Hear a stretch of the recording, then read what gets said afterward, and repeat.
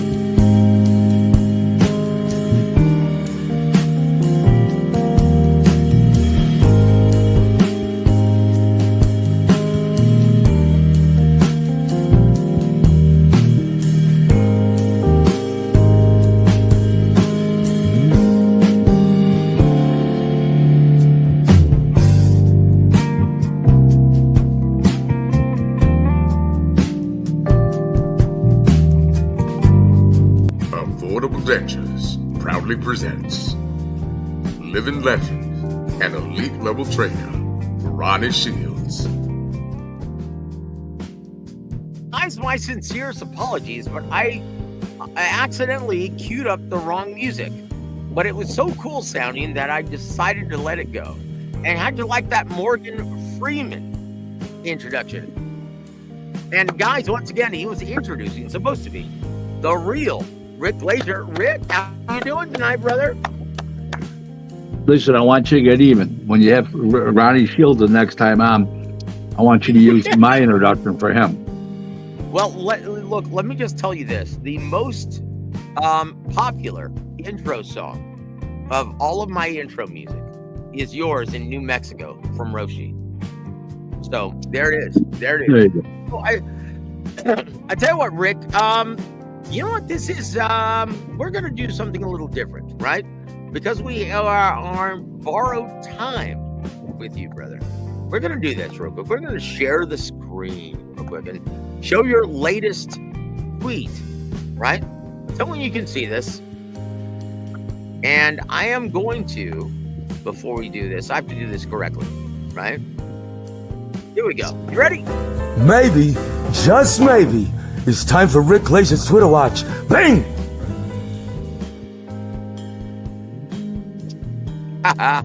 Thank you, Teddy. And I tell you what, let's just play this and let Eddie speak for himself, right? Hold on, here we go. Here we go. Partnership next week in Sydney.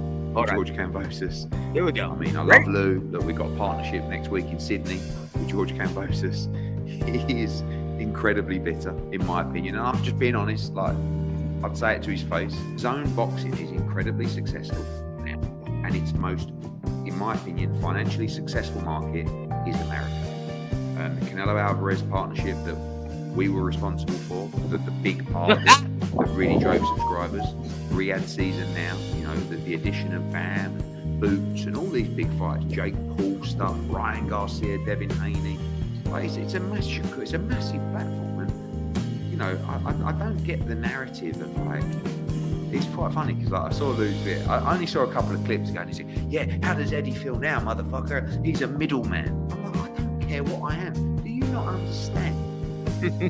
What I do is I make money. I make the world of boxing go round. I have a fucking huge business that is one of the most successful sports businesses in the world. And whether I'm a front man, back man, middle man, I could not care less. People worry about how it's going to negatively affect others. Ha ha ha. Do you know how toxic that is? Do you know how toxic that is? So you've got people out there like Lou, right? And listen, I love Lou, who is actually quite sort of secretly happy that certain people, it might affect certain people. Terrible mentality. Whatever way it shakes, I'm there. And I'm full of life, full of energy, and I will not be beaten. But if you think like that, then you haven't got to worry about who's doing what. I just believe in myself, our ability, our company, our position, and I'm unbreakable. I mean, I love Wow.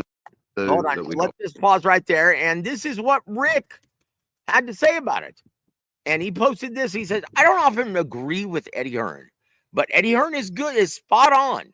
Lou DiBella is one very bitter, irrelevant, nothing nowadays, on top of being a liberal Kamala voter.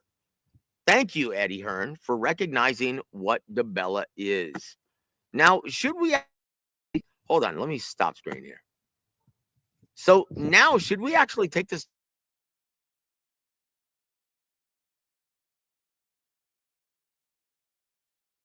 Hello?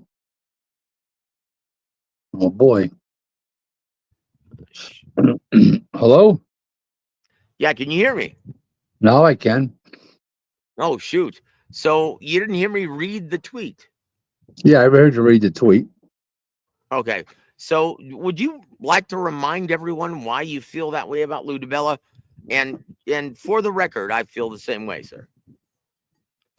Why? Because it's true. I mean, Yeah. he is now what he is. He is now what he became. Irrelevant. Yeah. So why the hard commute from Power Executive on HBO, the most popular mainstream boxing platform at the time, to an absolute broker? And what do we call a promoter without TV dates in this business? We call them glorified managers, Rick. Right. Well, it's been 25 years since he was at HBO, and it's been a slide downhill for Lou, and he is where he is.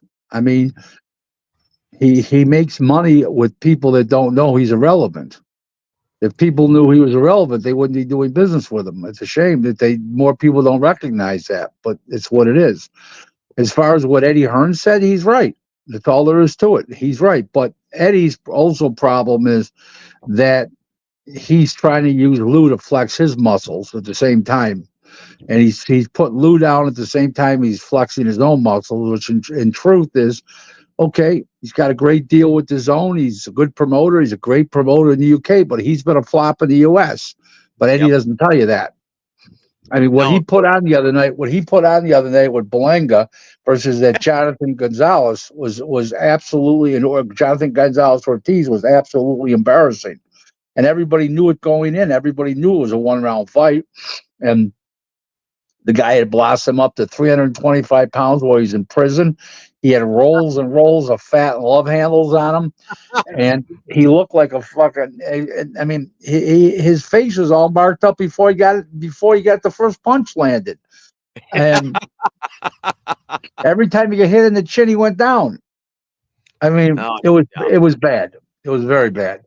So and now, I'm sorry. Go ahead. Keep going, brother. Eddie doesn't have any boxing guys in his whole organization. It's a real problem for Eddie. Eddie either overmatches guys, where his prospects get beat, or his attractions over there in the UK get beat by some unheralded Mexican. And then you go and get a veteran 10-round fighter, and Edgar Belenga putting him in with a total 1-round blowout. Well, nobody needed to see that. Yeah, that didn't make for riveting TV unless you were Edgar Berlanga fans. So with that victory, right? And once again, that's the handiwork of Kevin Rooney Jr. And I've known Kevin. Well, I can't blame that. I can't blame that on Kevin. That I can't go there with that one. I blame that on Eddie. I really do. That's he's trying to re-sign Belenga, so he wants to put him on the cream puff to curry favor with them, so they re-sign with him. That's what it was. It was.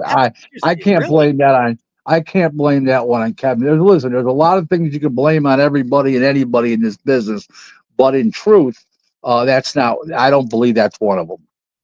I wholeheartedly agree with you, Rick, and you'll hear that often on our segment, guys. And once again, guys, let's go to this, guys. Hold on. Before we say a hello to our dear friends in the chat, let's go to this. Let me pull up the music. because we have to hear the greatest Kenyan accent of all time.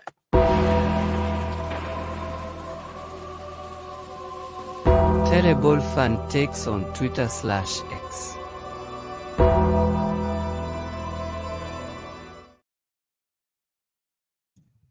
Thank you. I tell you what, that's like, honestly, that's the greatest Kenyan accent of all time.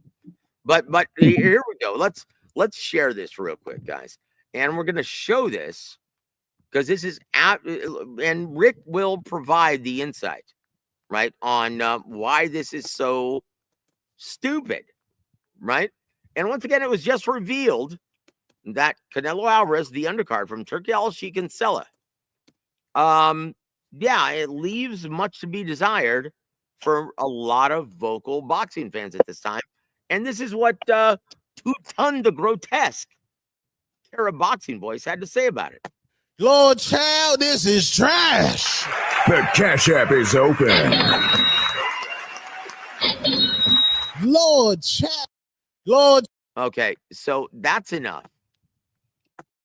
So with a great stacked card on February 22nd that no one bought, what did they think was going to happen, fans? Right? They haven't quite put this together. Rick, what's going on here? With what? What part? The Canelo undercard was just announced today. Okay, so what's so wrong about it? W.A.W Jack and the Rosinki's a really good fight. Marco Verdi's going to make his pro debut. He's a Mexican Olympian. Let's see. Jagba's going to take on F.A. Jagba. Jaime Munguia is going to take on Bruno Soras in a rematch, right? What's wrong with that? It's all good fights. Once again, and this is my biggest criticism to fans these days, wait till the fights play out. Right. What's wrong with Soras and what do you call it? Why he doesn't deserve Munguia doesn't deserve a rematch, or what do you call it? Doesn't deserve a huge payday? Come on. There's nothing wrong with those fights. And a Jagba and Bacoli, what's wrong with that fight? Yeah, especially there's nothing wrong with any fight there. And there it is. And there it is. Yeah, I think people have, once again, they've become spoiled because of February 22nd and other cards, right? And then we look at Riyadh season. Listen, all I know is one thing. If Al Heyman was charging $80 on that card, that'd be to that guy, that would be the greatest show on earth. Please, come on, this card here. Wait a minute. You mean you weren't happy with Alberto Puello and Sandor Martin? Please. Yeah. I was really disappointed in the decision because I thought Martin won. You know what? That's interesting. I thought he was winning the first half of the fight, and then he just stopped in the back half of the fight. But look, it didn't resemble much of a fight in the back half now, did it, though? But we're not going to talk about that. But look, Rick, what happens when the real bosses of boxing don't pay for a stacked card? And look, Turkey Al Sheikh gave them exactly what they wanted. That card's not on pay-per-view, you know. Not the Canelo one? No, I don't think it is. I think it's on regular Showtime. Oh, I'm regular DAZN. Yeah, I'm sorry. So have you heard about Ryan Garcia versus Rolly Romero? Is that one going to be on? I don't know. I forgot to ask. Because I'm interested in because that's a different market. Obviously, the Ryan Garcia, both fights are huge. Canelo Alvarez versus anybody. He could be shadow boxing. That would be on pay-per-view and it would do well. Definitely better than Tank Davis versus Lamont Roach. Yep. So what's going on? You heard that that's not on? I don't think it is. Wow. I will say this. He's definitely come a long way then since initially getting into this business. Because, Rick, think about this. Think about this. When he first got into the business, everyone was trying to tell me, oh, he doesn't care about his investment. Oh, you know what? He doesn't care if he loses millions. Well, obviously he does. because he just signed a deal with Dana White, TKO League. Have you? So the last time we talked was a week ago. Have you had a chance to digest everything that's been announced? And do you have a different take on Dana White's possibly being on Netflix with his first fight, Canelo versus Crawford? I have a problem with the following. I have a problem with them trying to do away with the Dana White trying to do away with the 4 organizations. I think it's a huge mistake. Huge. Explain, sir. Because people live for unification bouts where a champion from the BA, BC, BO, IBF, they fight each other. When you have one title, the ring title, there's no unification bouts. And if it's for undisputed, the other guy's not a champ. So you create more interest by having unification bouts. What I would do if I was the organizations is I would tweak the thing. Everybody tweak their rules and how they do business. I would have if you're a champion, you pay a 3% fee.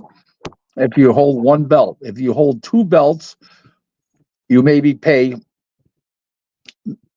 3% or 4%. So you pay 2% a piece or something like that. If you hold 3 belts, you pay 5%. Okay. And if you hold all 4 belts, you still only pay 5%. Having to pay four sanctioning fees, 3% a piece and 12% is ridiculous. That's number one. Yep. They should have to fight a minimum of a champion should have to fight a minimum of twice a year.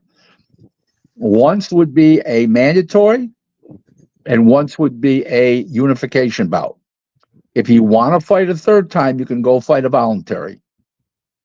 What are the chances of that actually happening, though, Rick? Well, I don't know. The organizations are going to have a meeting.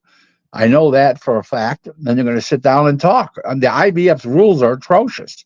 Yep. I mean, what they're not. Also, the ranking system. How about that, Rick? Well, we'll go to that in a second. Let me start with the IBF. Okay, the IBF has a real problem. They keep saying that's the rules. Well, the rules are obsolete and antiquated. They don't change them.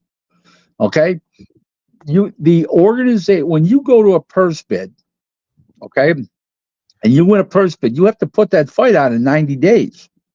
The problem is the TV networks and the streaming services set the dates. You don't set the dates as the promoter. They set the date. Okay? So if that thing goes 92 days or 95 days or 91 days, no, you can't do that. That's against the rules. Then they want to strip you. Nobody has more stripped champions than the IBF. No, geez. They stripped Crawford. They stripped Canelo. They keep stripping fighters because their rules are fucked up. Okay, that's number one. Number two is, a unification bout should take precedence over a mandatory. If you have a chance to go have a unification bout, it should take precedence over a mandatory. Okay, you got to make a deal. Okay, put that mandatory challenger on the card against whoever you can agree to get them fight, get them a little payday. Do what you got to do. People want to see unification bouts. They should come before mandatories. Okay, that's number two. Number three is if Lennox Lewis was the champion and he got knocked out by Oliver McCall or Rockman, they want to put him number one and fight for the title again. That's up to the organization. He shouldn't have to be an eliminator, but all these unknown guys that descend to number one or number two, number three, and they're going to fight for the title, they need to be an eliminator to prove their worth to society and to get more well-known so you can build up a championship fight with that fighter. To promote their fight. Exactly. Yeah, promote the fighter, and not only that is promote the fight where the best of the two get to fight for the title. These guys are moving up by accident. I've seen guys number 8 fight for the world title as a mandatory, 6 months later, because all the other organizations, all the 4 champions, they're all using up the challengers, and all of a sudden this guy's the mandatory contender because number 1 and number 2 want to fight for one of the other organizations. The guy moves up to number 3. All of a sudden he's an undeserving challenger. A couple guys lose in front of him. You got a hot mess on your hands. That happens. Yep. All the organizations have to tweak their rules. Okay, not a question about it. I agree. There you go. I agree wholeheartedly. And you know what? You're right, though. People love the titles. Like, honestly, the only guys who bellyache about too many titles are the writers. The writers. That's pretty much because they don't understand because except for Steve Kim, they don't understand the business. That is true. That is true. So I recently on another show, I basically told everyone why the baby belts were actually a thing. And that was brought on by the networks because they demanded title fights. Right. Let me explain this everybody something. The titles create an ecosystem in boxing, and where if a guy's a champ, he fights twice a year. You got 2 challengers. If there's 4 champs and you got 2 challengers apiece, that's eight people get a shot at the title. It creates money in the business. Networks, platforms, they want title fights. And you know what? The Ring Magazine title could be very prestigious. I'm not questioning this, but it should go to the best fighter in the division that currently has a belt, one of the other belts. Indeed. And once again, not Kevin Iole. Who's the knucklehead that writes for ESPN right now? What's his name? Mike Coppinger. Yeah, he was recently criticizing Frank, because he doesn't understand the economic system of boxing. If he was a manager of a fighter, he wouldn't be saying that. That's for sure. Why the hell is he reporting on boxing, Rick? Yeah. I like Mike, and and he's very opinionated. I don't have a problem with 9 out of 10 things he says, but when he's wrong, that motherfucker is so far fucking out there. Jesus Christ. Yeah, you know what? And so I had to respond. I said, look, it's no different than any other sport. You win your division. You go all season playing everyone, win your division. Then you go to the tournament, go in the playoff, and then you ultimately square off in a championship series or game. How is that any different than boxing with the various belts? Well, let me put it this way to you. What Mike Coppinger said is so far out there. It's like watching a NASCAR race, and they'll let the balloons go off into the wind, and all of a sudden that balloon goes from 20 feet in front of you to 300 yards away in a split second. Here's the problem, though, Rick. A lot of fans who. What? Can't hear you.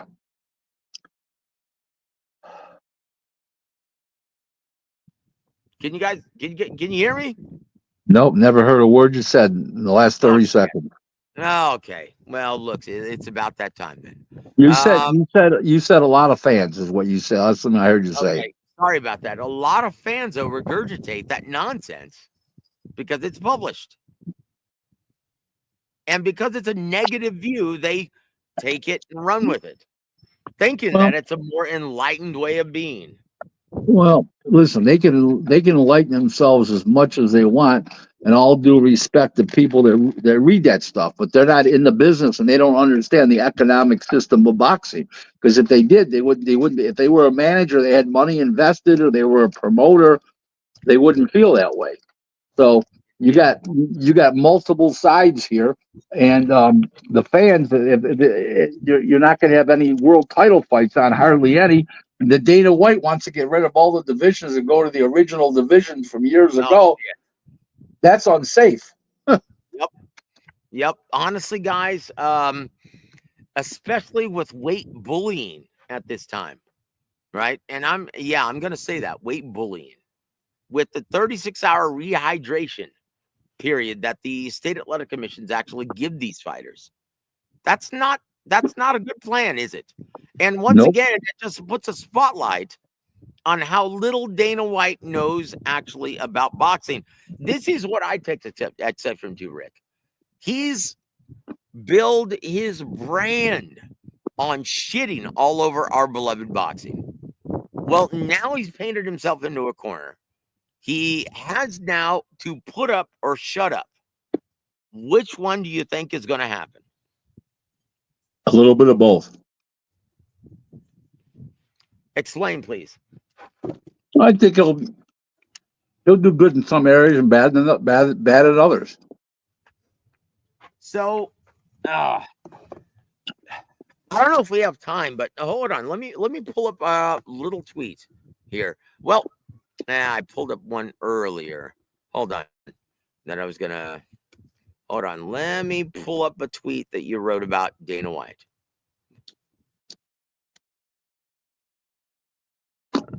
No, that's not it. Okay, here it is.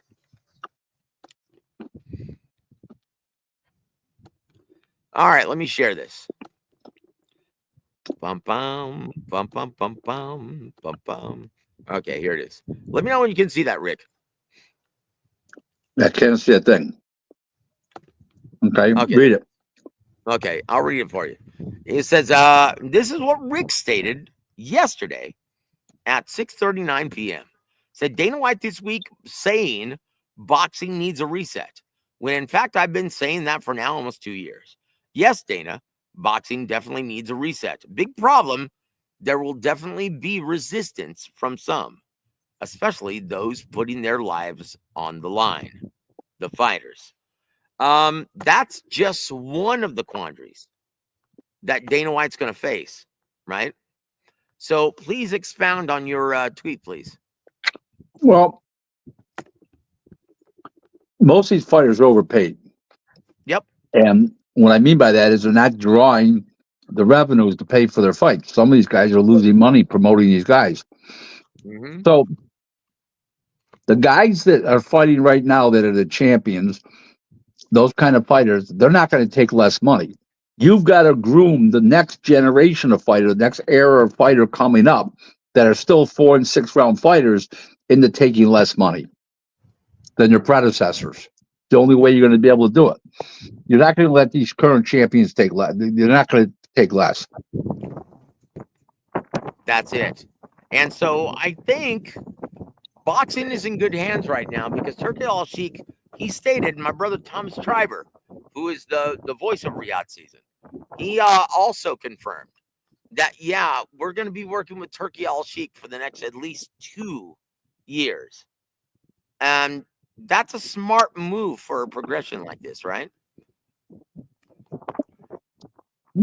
Yeah, absolutely, because all these promoters had their fighters under contract, and Dana White doesn't have any talent that can put on big fights.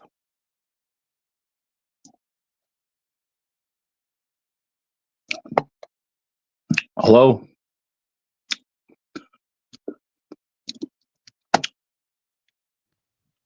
Hello? Yeah, can you hear me? No, I couldn't for 30 seconds again. Oh, shit. I'm sorry about that, man. I love to do the show on my patio. My apologies. But, so, yeah, I missed pretty much everything that you just stated, Rick. I think that they're going to have to keep the promoters for 2 years because they need headline fighters, and TKO Boxing doesn't have any. So they need to keep those guys happy to use their fighters to make big fights because they don't have anything. Now, if Dana White wants to take a back seat temporarily, except for the Canelo fights and Crawford fights and the rest of them, and but he's got a lot of guys to get fights for. He's going to have a lot of guys shortly, so he needs to do something. So have you heard anything at all about what platform Crawford versus Canelo is going to be staged? No, but it could be on Netflix. It could be his own pay-per-view. We'll see. Well, let's just pray that it's not on DAZN pay-per-view. As much as I enjoy DAZN, my subscription, The pay-per-view model is broken and it doesn't work any longer. They have to find a solution, and in my opinion, that solution is Netflix. Your thoughts, Rick? Could be. Absolutely could be. Well, look, if you have a reach of 186 million subscribers worldwide, and when you look at the recent hit they had with Mike Tyson, Jake Paul, I think that is indeed the future of boxing. But once again, they have to convince Netflix to It purchase was the their. future of boxing when HBO had 37 million clients, customers, and all of a sudden they were off the air a couple years later. Well, let's just face it, Rick. Yeah, I understand what you're saying, but let's just face it. The world has gotten smaller since the advent of social media. Actually, the opposite. The world's gotten bigger because we got more reach.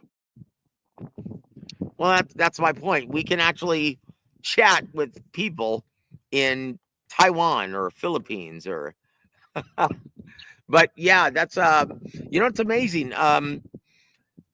In my opinion, Rick, Dana White, and I think you alluded to this earlier, that he's no dummy. And obviously he's a very intelligent guy. He built this platform of UFC. He had this product from nothing. And he understands, after shitting on boxing ad nauseum, he's faced with the reality that he doesn't know shit from Shinola about our business. And so you alluded to the idea that he's going to hire some people who actually do, and he's going to lean on them. Do you have any ideas who? I just have opinions, but I think Tom Lawful, his pal Tom Lawful, will be one of the guys. I think could be Richard Schaefer as another guy. It could be Harrison Whitman as another guy. I don't know, but those are the names that I'm hearing around from people, and Harrison Whitman and Richard Schaefer are real naturals for it. They would fit right in. Harrison's a lawyer by trade. He was the brains behind Top Rank till about, I don't know what year it was, maybe 2019, 20, maybe 20 when he left. And Richard Schaefer, very, very good promoter, had made Golden Boy a bigger company. I think that those two guys would be a natural fit. They're friends. I think Tom Lawful is very tight with Dana. I think he would fit in. And that's the story there. So I think those three guys would have to be leading candidates for executive positions there. Maybe one be president, one be, chief operating officer, one would be chief business strategist and in-house attorney and Harrison Whitman. I don't know what they're planning, but that's what I would think that they would be going. That's my opinion, but who knows? I don't have any say so in it, obviously, but I think that those three guys would be highly considered. Very good. I tell you what, Richard Schaefer is an excellent recommendation. Let's look at this. One last before we let you go, Rick. Let me know when you can see this, sir. Here we go. You stated, and this is from Steve Kim's offering on Snack System, right? And he said, how did boxing get to the point where it needed to be saved? Well, everyone involved shares some blame. The latest on Canine's Corner. And you stated this after reading the article.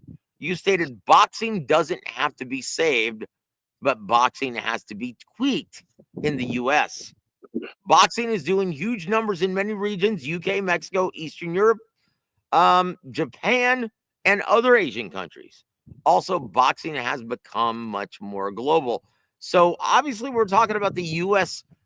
Steve Kim was obviously specifically referring to the U.S. market. Mm-hmm. And one thing, and I read that article, and one thing he failed to mention were the two most glaring problems. And you mentioned it earlier, where fighters are being paid inflated purses, right?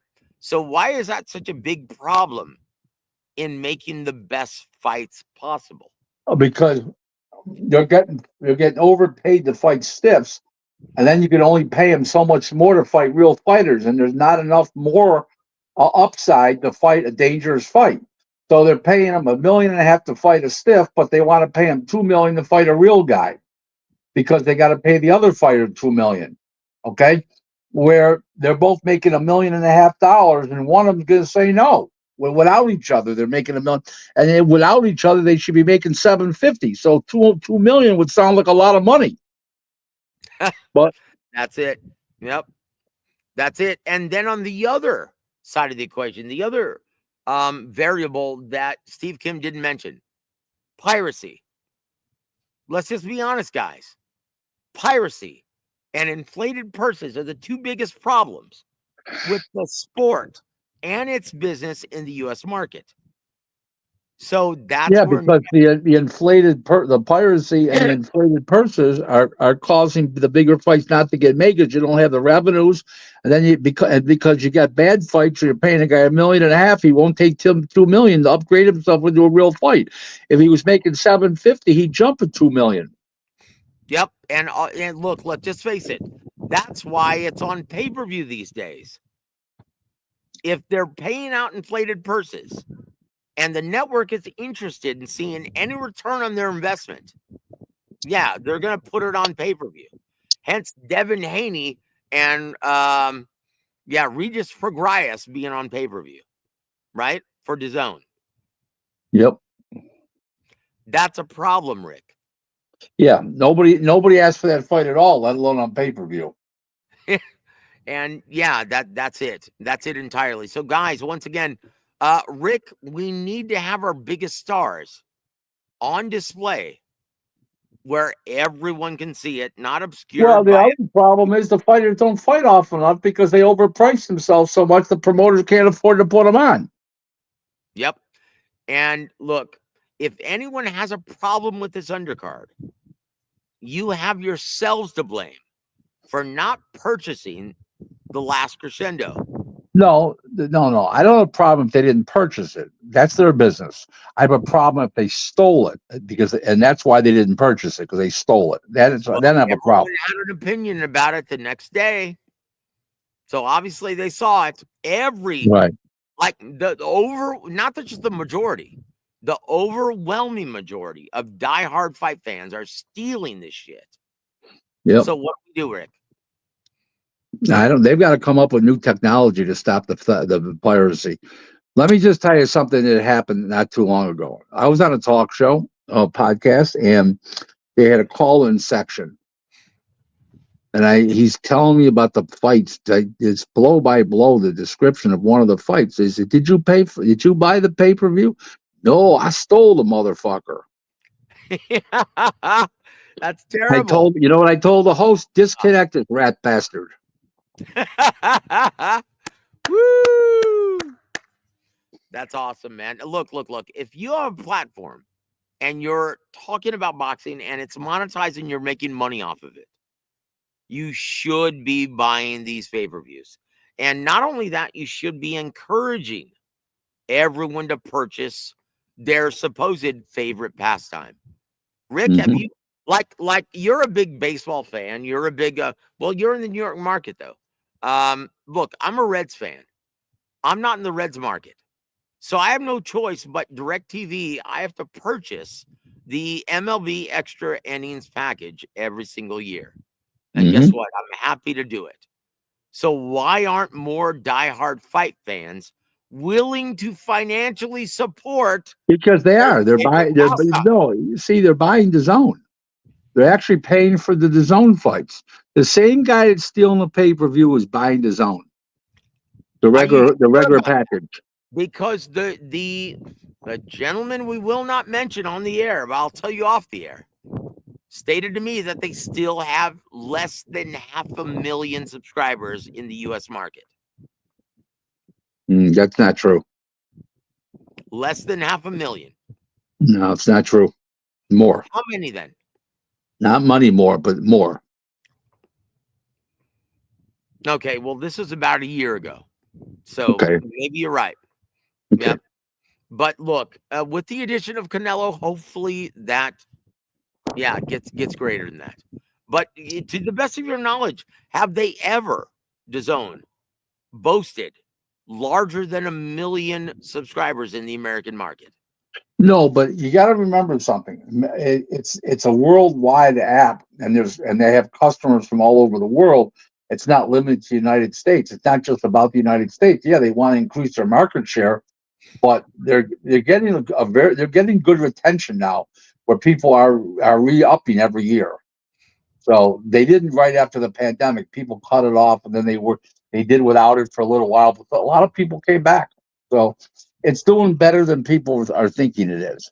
Well, it's got over 17 million subscribers worldwide, and that's Right. great. And the other thing is they are giving you 175 fight nights a year approximately. It's a lot of fights. That is a lot of fights worldwide. It's Yes. 3.5 a week. It's 3.5 a week. Yep, but that doesn't help the American market. So what's the solution? In my opinion, Rick. Well, sorry, first of all, my wife's a fight fan. My wife loves boxing. We got our yearly bill on the credit card. My wife says, "What's this here?" I says, "DAZN." She goes, "What the hell's that?" Okay. And I said that's the on the cell phone. That's the fights I watch, like from England and all over the world. Oh, that's what's called DAZN. She didn't know what it was, Yep. and she watches it. And it's poorly branded. It doesn't DAZN. What does it mean? It doesn't mean anything. They should have called it. They should have called it. They could have called it Fight Night KO or KO Fight Night, something like that. I mean, they could have something, and then they branded it with doesn't mean a thing. What does DAZN mean? Nothing. That's it. Stupid. That's a problem. That's a problem, Rick. And I know. once again, our brother Thomas Triber, he tells us though that Sella is going to be working with all the major promoters for the next 2 years. So guys, don't worry. Everything is going to be fine. But I think Dana White, he's going to have to work with some more knowledgeable, experienced guys in this business. Because the days of just regurgitating the empty rhetoric that boxing is shit, boxing is broken. That's long gone. He's going to have to put up or shut up. Rick, your parting shots for our listening audience tonight, sir. I wish I could give you a 2-piece right on your chin. I'm kidding. Listen, Joe, thanks for having me. It's always a pleasure. Every Monday night, we started a little late tonight, the way things worked out, but normally we're on like at 9:00 Eastern time, and tonight we started a couple hours late, but here we are, and as a gift to everybody, we went 15 minutes longer than we normally do. So there you go. And look at that. I'm not even paying, Rick. Isn't that nice? I tell you what, that might have to change in the future, Rick. God Joe, bless you, my friend. Thanks again. Bye-bye now. Thank you, my friend. Oh, shit. That's not the supposed to happen just yet. But I tell you what, we love Rick on the show. And it seemed like it was a little past his bedtime. He was a little cranky today, wasn't he? Even after eating that feast during the show. But I tell you what, we love Rick on the show. He's my brother. Hold on. Dominic, dude, do you ever have anything good to say about anything? Rick, thanks for nothing. Go eat your dinner. Yes, Daisy, you're right. I heard other people calling him the dead zone. Yeah, Bob Arum's one of them. And he's not wrong. Once again, he's not being a hater. He's just, look, you guys have spent millions, hundreds of millions, just to get 500,000 subscribers worldwide or in the U.S. market. Is that even making a dent, guys? Once again, go look at it relatively. Look at Disney Channel, right? And that's it. And you know what? I don't even listen to Ness. Once again, Ness, it's weird. That guy's been in this business as long as I have, right? And it's shocking that he doesn't know more than he does. But once again, I think that's just his shtick, giving him the benefit of the doubt. Hold on. My brother G Funky, welcome to the show, sir. And I tell you what, I'm going to pull this up. If you're available, man, please join me. And he said, most people I know call it dazzin'. Well, look, the last time, I shouldn't say last time, but one of the times I was actually ring announcing, we had a break and I was talking to, and this was right before Canelo Bivol, right? And I was asking people, hey, are you excited about seeing Canelo fight Bivol? He's moving up to 175 again. And they said, yeah, well, where's it being shown? And I said, it's on the zone. And their response, overwhelmingly, their response, and I asked this question to probably about a dozen people in a prolific boxing market of San Antonio. And I asked them this question. They said, what's the zone? I'm sorry, guys, but that says it all. That says it all. Oh, hold on, Dominic. Rick brought nothing to the table. Okay, got it. So that's compared to what? What you're bringing to the table, Dominic? Look, dude, I just posted the link. Why don't you stop being a pussy and click the link? Dude, I'm going to be on for the next hour. Click the link. Don't sing it, brother. Bring it. Quit being a pussy and come on the air. Otherwise, shut up and quit casting aspersions in the chat. And there, I said it. And there it is. But look, guys, let's go back to the fight card announced with Riyadh season, right? And once again, that was Canelo Alvarez. I'm going to be playing this again because I like the Kenyan accent, right? But I'm going to tell you why I have serious problems with this. And this just mirrors the overwhelming diehard fan sentiment, right? Here we go, guys. Terrible fan takes on Twitter/X.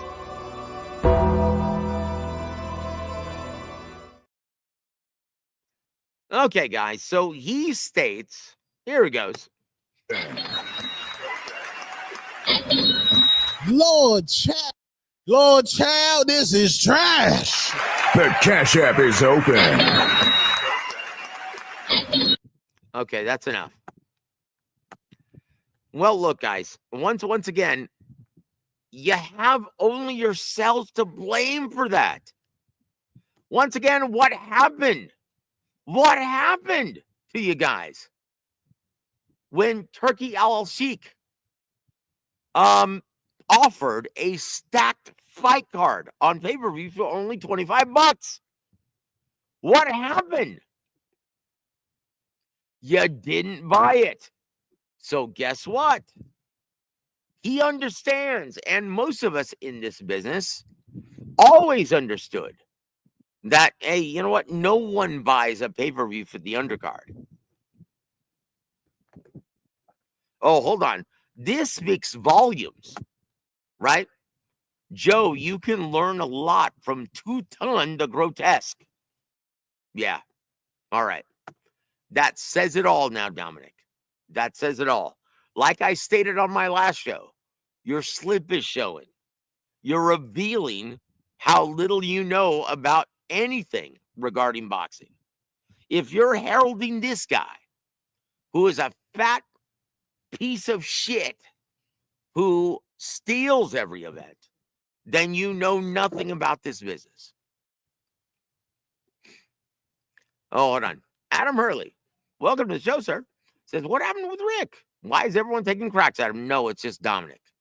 because he's a hater. And that's blatantly obvious if he embraces what Two-Ton the Jabba the Hutt has to say, right? Mac the Knife Promotions?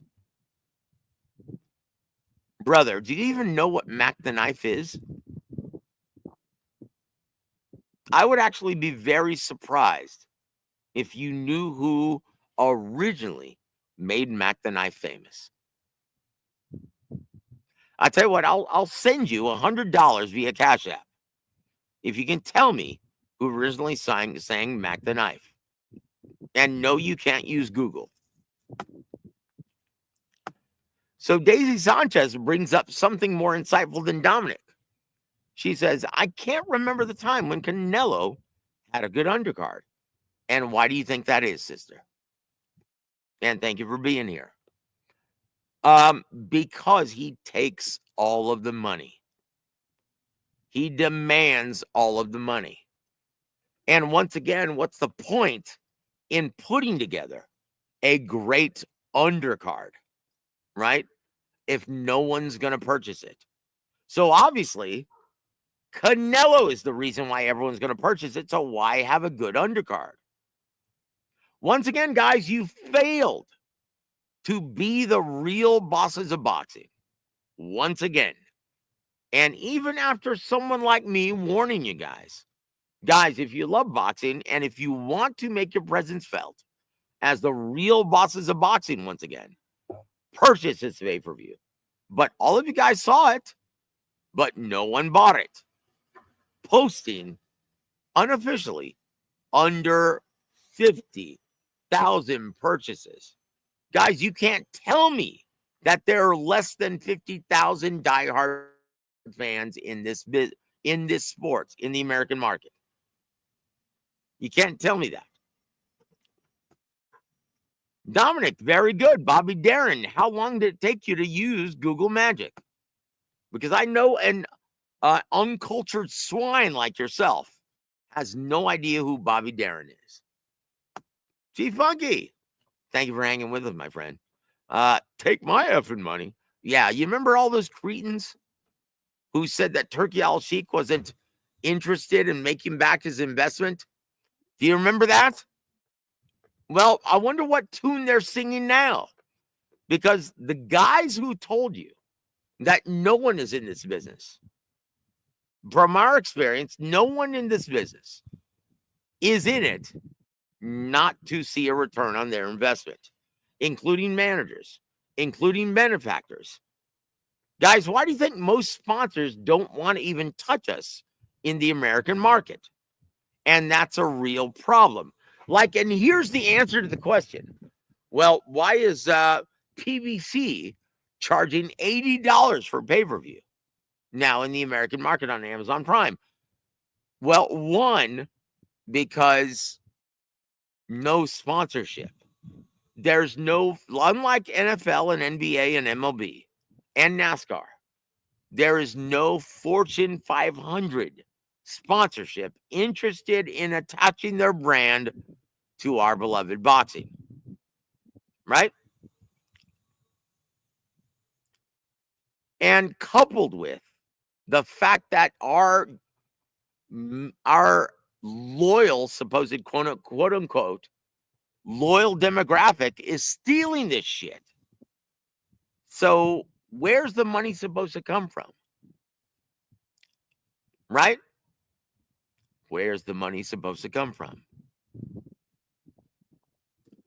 Guys, that's a big problem. In my opinion, this is why I see Netflix being the solution. Because once again, we have to start putting our best product in front of the fans. Hold on, Dominic. Free Adams, Butters, Lopez. That's it. Look, dude. He's going to be on tomorrow, so stop it. Oh, Chingao. And Boxing Lifer says, well, this is the reason why. It was on in the morning in America. Okay? I understand. So most of the time, in like decades past, yeah, I really, and this has been my criticism all along, in staging events that are going to be aired on pay-per-view in America, staging them in Riyadh, Saudi Arabia, because then you're forced to stage your fight party, not in the evening, but at 11 a.m. in the morning. That doesn't work, guys. And once again, I'm going to remind you guys on HBO, do you know why they actually named they had World HBO Championship Boxing, right? That series. But they also had Boxing After Dark. Do you know why they named it Boxing After Dark? Because, damn it, boxing is better after dark. You get the booze and the broads, and guess what? Magic happens. And that's it. Guys, that's a problem. That's a real problem. So, Boxing Lifer has an interesting question. He says, and thank you, man, for hanging with us, my friend. He says, what were the worldwide numbers? Well, that's very difficult to calculate because it wasn't offered on pay-per-view in most markets. America, because, well, unfortunately, its reputation precedes us. And unfortunately, most boxing diehards aren't living up to the reputation where boxing is a stalwart in American sports any longer. That's a problem. That's a problem. Like if you ask my brother James Gogi, who lives in Mexico right now, he says, man, I get all this shit for free on ESPN Knockouts in Mexico or TV Azteca. Okay, hold on. Adam? Unfortunately, brother. Look, I know you're sick of Canelo's cash grab routine, right? Picking and choosing the let's just face it though, guys. I mean, every fight at this level is not easy. Like every fight is difficult from a just athletic perspective, right? But let's just face it, guys. Most people are sick of Canelo hanging around the sport, hanging on to all the titles, and picking and choosing his level of opposition. They're sick of it. Guys, and honestly, I think what makes it even worse are their jock riding fans that live and die by Canelo Alvarez. Honestly, I have no problem with Canelo, but their fans, holy shit. Can you say you're gay without saying you're gay? Canelo fans are a bunch of pride flag waving sissies who aren't fans of boxing, I'm convinced, but fans of Canelo. Ask them if they saw Emma Williams this last weekend. Yeah, they'll probably say, who? Hold on. Dominic? Joe, get Roberto Diaz? Brother, Roberto Diaz. I have no problem with Roberto Diaz. I've known him for years. But, yeah, he's not nearly. Oh, well, look, let's just face it. I'm a lot closer with Rick Glaser. Rick Glaser is a personal friend of mine. And if you don't like it, go listen to Two Ton the Grotesque. Because I couldn't care less at this point. It's almost like you become those two hecklers in the balcony on the Muppet Show. That's what you are. And you don't provide anything positive. It's just heckling. So go move on. Go to someone else. Go to, I don't know. Go to Boxing Voice, dude. That's more your speed. We're a little more intelligent, right? We understand the business of boxing a little bit better than that. And there it is. G Funky says all of his fans hated it when Mayweather did it. Yeah, that's why they're a bunch of fags. They're not boxing fans. They're Canelo fans. But guys, once again, going back to Canelo's undercard. One, why are you judging the undercard before the fights even play out? Guys, this is a theater of the unexpected. Judge slowly and wait for the fights to play out before making your verdict. Guess what? The sport's a lot more fun to watch when you do that. And once again, stay off BoxRec. It doesn't make you a more intelligent fan when you're analyzing resumes. Because once again, I'm going to quote Emmanuel Stewart. He famously said, well, look, resumes, records, and trinkets are for boxing fans, writers, and network executives who don't quite understand what they're looking at in the ring. And he's not wrong. Once again, guys, if you know what you're looking at in the ring, you don't have to rely on resume. You can always tell when a fan who thinks he's brilliant but doesn't know what the fuck he's looking at. You can always tell because he says, oh, who's he fought? Oh, who's he fought? Well, guess what, Junior? Resume is largely contingent on who promotes you. What network are you on? And are you a ticket seller? That determines. Now, once again, guys, let's just be honest. Benavidez, he's having a hard time getting a quality fight. And why? Because there are no boogeymen in this business, just non-ticket sellers. He's never been a big-time attraction. He's not Canelo Alvarez. How about Bakram Murtazaliev? How many tickets can he sell in the American market where he currently trains and fights? He couldn't sell at my living room on a Saturday night. Right?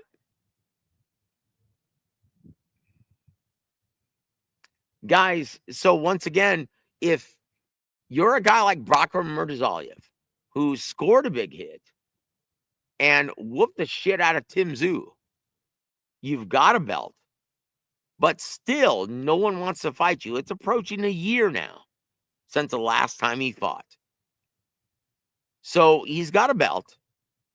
He had an impressive performance in his last fight. So why doesn't anyone want to fight him? Very simple to understand, because he can't sell tickets. So that means if he can't sell tickets, not a lot of money is going to be offered. So why would you want to fight him? Right? That's a problem in boxing. And does Dana White have the solution for it? No. Not at all. Because of the Muhammad Ali Boxing Reform Act, you cannot swindle and cheat your talent out of their proceeds. You have to be transparent. That's it, guys. That's it. And it's very simple to understand. But I tell you what, guys, there's really nothing because of March Madness. And once again, guys, if you notice, risk versus reward. Oh, wait a minute. I actually took you as an idiot who actually called people out for ducking fighters like your boy, 2-Ton the Grotesque. He says chilaquiles all the time because he eats them all the time. I don't even think he knows what that is. But anyway, chilaquiles are flipping delicious. Freaking love them. So, guys, can anyone tell me what the difference is between migas and chilaquiles? Are there any beaners in the chat right now? Because, guys, I've always wanted to know what's the difference between chilaquiles and migas. Every time I've had either one, it's always been the same thing. If anyone has the answer to that, please let me know. But, guys, the next big fight in the American market is not going to be until April 12th. Hold on. Dominic, how are they going to do that, brother? Look, with Doge cutting spending from the government, how's that going to happen, Dominic? Once again, brother, your slip is showing. Stop it.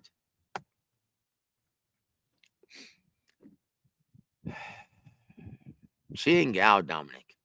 That's like taking candy from a baby, man. Hold on. Chilaquiles have salsa in it, dum-dum. Okay. Once again, what's to stop it from me eating migas and putting salsa on it? Does that mean I automatically have to call it chilaquiles? That's not it. Dude, Dominic, did you graduate from the 8th grade, brother? Chingao, man. Holy shit. Fucking Jethro Bodine here, man, in the chat. Chingao, man. You're as sharp as a marble, aren't you?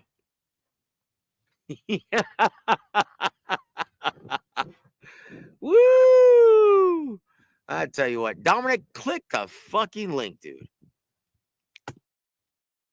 I'm gonna put it down again. Click the link. Put on your headphones, click the link, grow some balls, and come on the show. Once again, man, don't sing it, bring it. So, guys, what do you think is going to happen with Jerron Boots Ennis and Amanta Stanionis in a unification at 147? And from what I've just been told, the Ring magazine distinction is going to be on the line at 47 for this bout. Who's going to win that? And why? I'm really interested in seeing what you guys think. Who's going to win that fight and why? In my opinion, it's going to be a very tough fight for both guys. And so Dana White, once again, the best I'm fighting the best. Well, what do you call Jerron Boots Ennis fighting Amanta Stanionis? And this has become commonplace in boxing. Maybe that used to be a problem 20 years ago, but that's not a problem today. The best are fighting the best. Okay, hold on, dumbass. I already know the answer to this. I was making a rhetorical question. What's the difference between chilaquiles and migas? I'll tell you. One has cheese and one doesn't. Does that make sense to you now, dumbass? Yeah. All right. So you have to figure out now, Jethro, which one has cheese and which one doesn't. Woo! I tell you what, migas has cheese. Chilaquiles doesn't. That's the difference. Hold on. Rick, you're a coconut. Rick is a white dude from, he's a Jew from Buffalo. My name isn't Rick. And once again, Puro Mexicano Holmes, I've been born and bred in San Antonio. Yes, I have. Migas, never heard of it. What state are you from? I'm from San Antonio, Texas. The home of fat asses like Dominic. Woo! You remember what Charles Barkley had to say, right, about San Antonio women? Well, he's wrong. He's wrong. Women are lovely all over the place, guys. And once again, I don't want to get off on that because, yeah. See, this is what I can't stand about Canelo fans. Women are lovely. Focus your attention on that. right? Stop worshiping the cinnamon boy from Mexico. Focus your attention on getting a girlfriend. That would be better suited for your time. Anyway, guys, look, it was just announced. Dude, you shouldn't say that about your wife, dude. Stop it. Look, I will say this, Dominic. Women are lovely, regardless of the weight. Women in all shapes and sizes, they're all lovely because they're women. All right. San Antonio women and Tex-Mex food. Come on now. Look, dude, okay. Do you have a six-pack currently? No, dudes, then shut up. Women are lovely, and especially the ones in South Texas. Yes, I said it. Women are gorgeous here. I don't know what the hell Charles Barkley was talking about. Anyway, man, that's neither here nor there. Guys, it was recently announced by Ring Magazine and Turkey Al-Sheikh that Alexander Usyk was going to be fighting Joseph Parker later this year. Do you guys want to see that fight? And is Alexander Usyk going to be motivated for this fight? And how much are they going to pay them? Because neither guy is a big ticket seller. Let's just be honest. What made the Joshua and Fury fights big were Joshua and Fury. Let's be honest, guys. Is anyone excited to see Parker versus Usyk? And how much do you think they deserve to get paid? In my opinion, I'm actually surprised that this fight got made. Because both guys are going to deserve a boatload of cash. And neither guy is a big ticket seller. That's a big problem in boxing. And when Dana White refers to, oh, well, boxing is broken. Well, look, be specific. If one of those things that you actually, and Daisy, thank you for hanging with us, sister. She says, no, I can't blame her. Guys, once again, with this era of social media, why don't you just wait a couple of hours and you can see the entire fight on the internet without purchasing it? Or you can stream it illegally. That's a problem, guys, when you don't have two big attractions. And so once again, Dana White, how do you plan on building future attractions in the business? By sticking them in tough at the 4, 6, and 8 round levels? That doesn't happen. It takes time. You have to put their brand and that level of attraction out there. You have to keep them busy. They have to become a household name. Otherwise, what's the allure? Dominic, you're a fucking fool. And I'm going to say that very bluntly. This is what Dominic, in his infinite wisdom, has to say. We all know Turkey does not care about pay-per-view numbers. Really? Is that why he signed KSI in the UK market? Is that why he just handed over the reins to Dana White? And is it any coincidence that he made this announcement 2 weeks after the last crescendo and the numbers came in that only 45,000 diehard fight fans purchased it in the American market? So, and your second part to that, ignorant logic. It's all about bringing the Saudi name to the public. What difference does that make in the American market? None, dude. It's sports washing.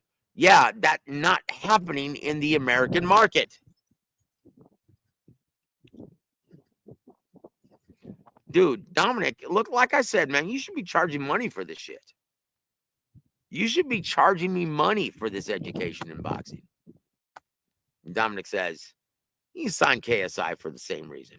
Bringing the, okay, got it. Dude, you got to be kidding me. So once again, he's not a real fighter, Dominic. If he's not interested in pay-per-view sales or making money, then why did he sign KSI? Genius.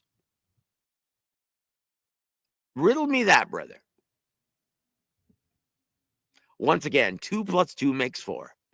But I guess that's foreign in your language. Yes, I said it. Guys, once again, this is a real problem in boxing. Because unlike the other sports, the NFL, the NBA, the MLB, what determines your pay scale? What kind of season you had last season, right? If you're a guy like Mike Judge, right? And you, well, let's just face it. He flopped on the big stage of the World Series. Even though he kicked ass in the regular season, yeah, you're not going to ask for a pay raise. Like that has always determined your pay in other sports, your performance on the field of play, right? But in boxing, it's not that way. It's run more closely to the music industry. This is why, I mean, for me being formerly in the music industry, this is why I have a grasp on it. This is why I understood a lot better than most people. Definitely better than Dominic. Because it doesn't matter how good you are in boxing. Look at Guillermo Rigondeaux. At one point in time, he was one of the best pound-for-pound fighters in boxing. Could he sell out my living room on a Saturday night? No, he couldn't. That's the problem. These prize fighters think, well, look, I'm on this pound-for-pound list, and I can't make more than $2 million? No, because you can't sell tickets. That's the problem. But that's the way it's always been run. My question is, guys, do you see Dana White changing any of that? I don't. How's he going to change that? How's he going to change the culture of the business of boxing? That would be a neat trick if he did. Yeah, dude. Look, Eric Gomez, welcome to the show, sir. And thank you for hanging with us, man. Love to see you on the board. But, dude, honestly, it's become too easy to make an example out of my brother Dominic. Yes, I said it. Here to there. Says, hold on. Hold on. Cheers, Joseph. The sport does need a reset, but don't think Dana is the answer. Well, look, here to there. You're welcome to the show, sir, and it's good to see you, man. You've been spoiled. You're in a healthy boxing market if you're still from the UK, right? I'm taking that ESPN deal off Top Rank. That's a start. Yes. And in my opinion, that's exactly what he's going to do. Top Rank has already been scheduling layoffs. The writing's on the wall, guys. Book of Daniel, Old Testament. Daisy, thank you for hanging with us. She says, do you think Inoue is going to take over the May date from Canelo? In the American market, absolutely not. Look, I know a lot of boxing diehard fans are really excited to see Inoue fight in the States again. But next time you go to your grocery store or convenience store, ask the person in line next to you, hey, are you excited about seeing Cardenas versus Inoue? And see what they say. That says it all. Once again, guys, boxing is different from the NFL. Like if you ask someone, who do you like this weekend, the Eagles or the Chiefs? They would have an opinion of it. This though, Inouye versus Cardenas, they'll look at you like you're speaking Mandarin Chinese. No offense to Inouye, who's Japanese. God bless you, my friend. That's a problem, guys. And once again, two little fighters understand that that's how the sport's run. So now you get guys like Shakur Stevenson, Devin Haney, and Rick and I talked about it on the show. That's a big problem. And that's why they demand inflated purses. They think they're worth more than they are. And they're like, well, man, I should be making more money than this. And I'm like, that's based on what?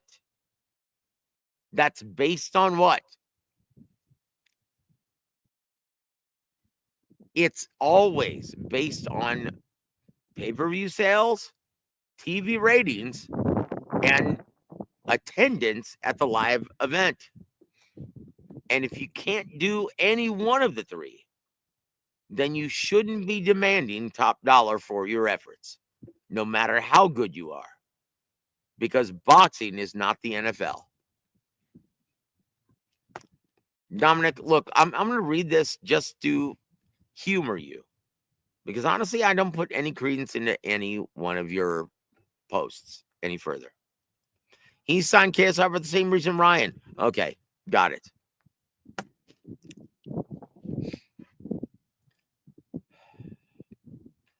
But UK is a healthy market. US, I can understand why he was on board to have Ryan Garcia headline this event. But Teofimo and Haney, those guys aren't ticket sellers. And they demand inflated purses.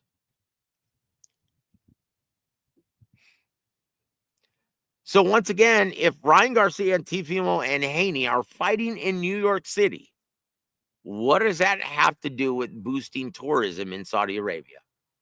KSI is going to be fighting in the UK. What does that have to do with boosting tourism in Saudi Arabia?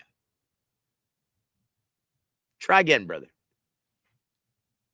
Well, I'll tell you what, guys, we're almost an hour and a half into this, and I'm starting to get hungry because I am from San Antonio, and all this talk about chilaquiles and migas started to get me hungry. So God bless all of you guys, and I tell you what, I want to thank Rick Glaser for being on the program. And I tell you what, Dominic, one of these days, I hope you grow some balls and come onto the program so I can take you to school for everyone to hear it. Anyway, man, I'm just joshing. Thank you for being here, my friend. I'll see you at the next event. Guys, on behalf of Rick Glaser, I'm Joseph Aaron. You've been listening to Warwick Boxing. Have a great evening, everybody.